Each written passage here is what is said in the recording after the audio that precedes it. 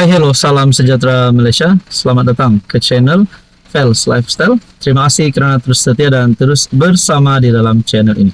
Oke, baik. Sebelum kita teruskan kepada isu hari ini dan berita hari ini, di sini saya ada selitkan beberapa jenis produk. Bolehlah klik produk tersebut.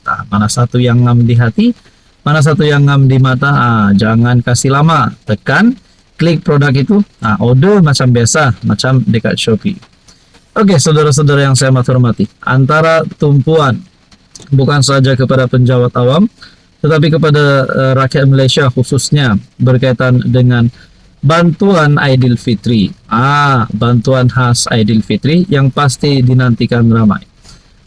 Perlu ada pengesahan daripada Anwar Ibrahim dan daripada seluruh kepimpinan kerajaan, Menteri Kabinet berkaitan dengan bantuan khas Aidilfitri. Nah, ini ada satu kenyataan, satu berita terkini berkaitan bantuan khas Aidilfitri. Kita belum nak beraya lagi, kata Fahmi. Apa maksud Fahmi? Mesyuarat Jemaah Menteri pagi ini bertarikh 19 Mac. Tidak membincangkan mengenai bantuan khas kewangan BKK Aidilfitri kepada penjawat awam, kata jurucakap Kerajaan Perpaduan Fahmi Fadzil. Tapi sebelum ini kita sudah mendengar ada bantuan yang diberikan kepada 8.000 penjawat awam, dan Anwar Ibrahim pun ada membuat pengumuman berkaitan dengan bantuan ini. Tetapi bagi BKK pula, menurut jurucakap Kerajaan Perpaduan, mesyuarat Jemaah Menteri tidak membincangkan. Bagaimanapun berkata, masih ada masa sebelum kerajaan membuat sebarang keputusan berhubung perkara itu. Masih ada masa, tapi tak dibincangkan hari ini. Kita belum nak beraya lagi, katanya pada sidang media. Kongres Kesatuan Pekerja dalam Perkhidmatan Awam memohon kerajaan supaya menyalurkan bantuan itu kepada penjawat awam bagi meringankan beban mereka menyambut perayaan itu. Presidennya, Adnan Mat berkata, pihaknya berharap agar kerajaan meneruskan tradisi pemberian bantuan itu yang dilaksanakan sejak beberapa tahun lepas. Menurutnya, walaupun memahami bahawa penjawat awam baru saja menikmati kenaikan gaji, namun tradisi pemberian bantuan khas itu menjelang Aidilfitri setiap kali adalah satu inisiatif yang amat dihargai dan dinanti-nantikan oleh mereka. Agak-agak kalau BKK diluluskan nanti berapa bantuan yang sesuai untuk diberikan kepada penjawat awam. Anda mempunyai cadangan? Sekiranya Anda mempunyai cadangan, silakan komen di bawah. Hai, hello, salam sejahtera Malaysia. Selamat datang ke channel Fels Lifestyle. Terima kasih kerana terus setia dan terus bersama di dalam channel ini. Teman-teman, sebelum kita teruskan, di sini saya ada selitkan beberapa jenis produk. Anda boleh lihat produk-produk yang saya share di sini. Macam mana nak order? Macam biasa, tekan mana satu yang Anda nak order, tekan, klik, order macam biasa, macam dekat Shopee. Saudara-saudara, sebelum ini nama Ketua Menteri Sabah telah menjadi sebutan ramai orang, terutamanya di negeri di bawah Bayu. Tidak lain dan tidak bukan berkaitan dengan skandal rasuah Sabah. Tapi kita lihat saudara-saudara apa yang akan berlaku kalaulah benar beberapa adun tersebut dan Ketua Menteri Sabah sendiri terlibat dengan rasuah ini. Kalaulah mereka terlibat dengan ini, mereka perlu dikenakan tindakan undang-undang. Tapi ini satu gesaan terbaru untuk Ketua Menteri Sabah. Bersih gesa Hajiji umum awal tarik pembubaran DUN Sabah. Agak-agak bilakah tarik yang awal pembubaran DUN Sabah yang Anda boleh rekomen, yang Anda boleh komen di bawah. Anda rasa bila? Mungkinkah bulan April ataupun bulan Mei? Kita nantikan sajalah. Tapi persoalannya, adakah Hajiji masih mempunyai pengaruh yang kuat setelah skandal rasuah Sabah ini timbul?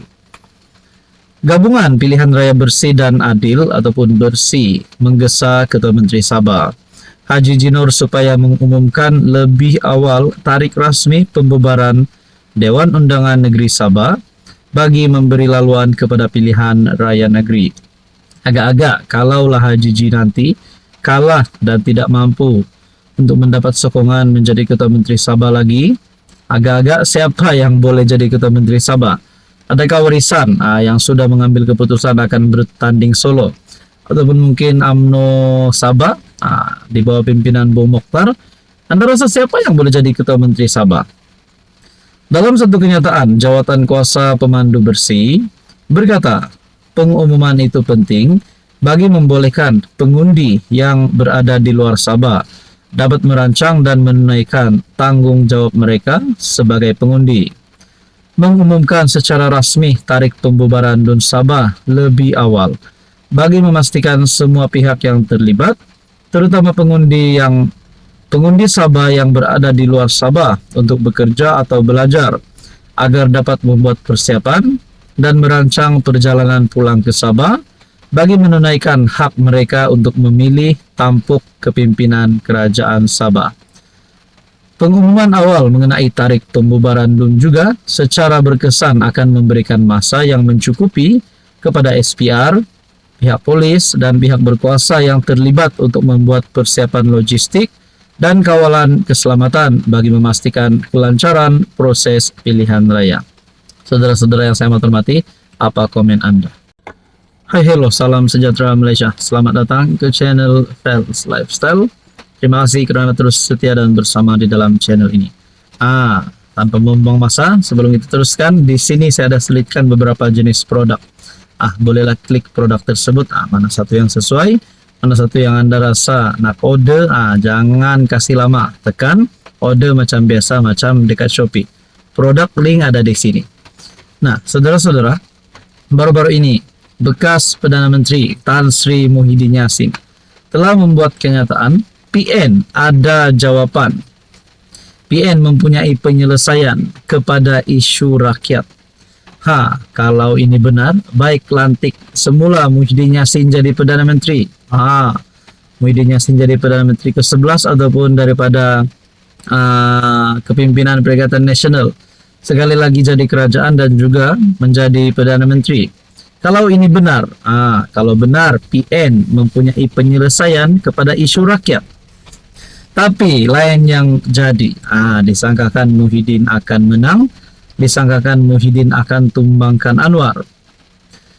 Puat jawab Muhyiddin, cuma PM yang gagal. Selepas dakwaan, PN ada jawapan. Pengerusi PN Muhyiddin Yassin adalah Perdana Menteri ke-8 yang gagal, kata MKT UMNO Muhammad Puat Zarkashi. Mengulas kenyataan Muhyiddin yang mendakwa PN mempunyai penyelesaian kepada isu rakyat, Puat menegaskan bahawa semasa PN berkuasa, mereka mengendalikan pandemik COVID-19 secara separa masa. Kemuncak gagalnya Muhyiddin ialah wujud gerakan bendera putih di merata tempat. Apakah Muhyiddin ada masalah short memory, pemikiran singkat? Soalnya menerusi satu hantaran di FB. Gerakan bendera putih secara organik mendapat momentum ketika rakyat dilanda kesukaran keuangan yang gawat akibat perintah kawalan pergerakan di seluruh negara semasa penularan wabak COVID-19.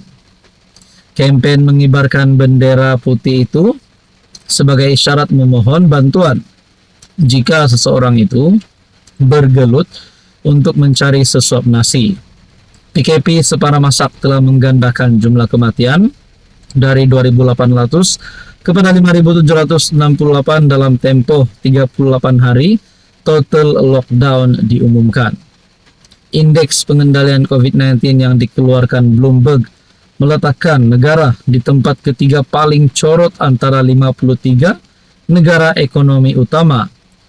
Muhyiddin berkata PN sedia menjadi kerajaan jika dipilih rakyat dalam PRU 16 dan membetulkan keadaan. Dia optimis gabungan dianggotai Bersatu, PAS, Gerakan dan SAPP itu bakal menjadi pilihan utama pengundi pada PRU nanti dan mahu semua pihak dalam PN istiqamah dalam perjuangan. Dia turut mengkritik cara kerajaan mengendalikan subsidi yang menurutnya memberi tekanan berganda kepada rakyat. Pada 9 Mac lalu, Muhyiddin dilaporkan menggariskan 3 pelan tindakan bagi memastikan PN terus meraih lebih banyak sokongan untuk memenangi PRU akan datang. Fuad berkata kebanggaan Muhyiddin terhadap moratorium pinjaman kerajaan PN dan pengeluaran KWSP semasa wabak itu juga ternyata meleset. Sedangkan itu idea bekas Perdana Menteri Najib Razak dan jadi syarat sokongan BN kepadanya. Saudara-saudara, berkaitan dengan ini, apa komen Anda?